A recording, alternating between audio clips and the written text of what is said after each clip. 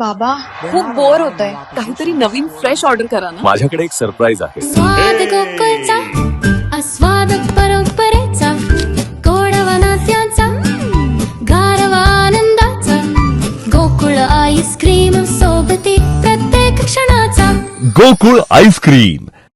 महाराष्ट्र राज्यात 30,209 शिक्षक पदांची भरती शालेय शिक्षण विभागामार्फत करण्यात येणार आहे.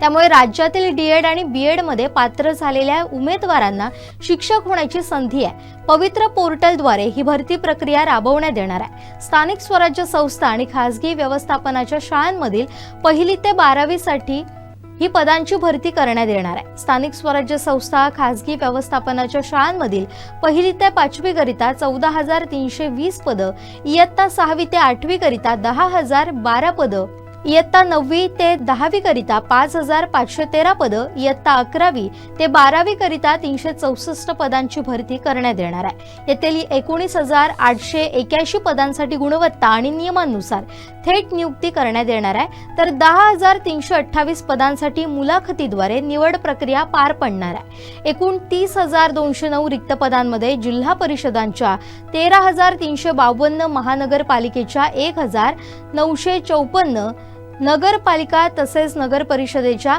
280 आणि खासगी शैक्षणिक संस्थांच्या 12,148 अशा एकूण 30,209 रिक्त पदांच्या भरती पवित्र पोर्टलवरील जाहिराती प्रक्रिया पूर्ण झाल्यानंतर राबवण्यात येणार आहे. इच्छुक उमेदवारांना 6 ऑगस्ट 2026 ते 11 ऑगस्ट 2026 पर्यंत पदनिहाय पसंतीक्रम नोंदवून तो अंतिम स्वरूपात लॉक करण्याचं आवाहन शिक्षण विभागामार्फत करण्यात आलंय.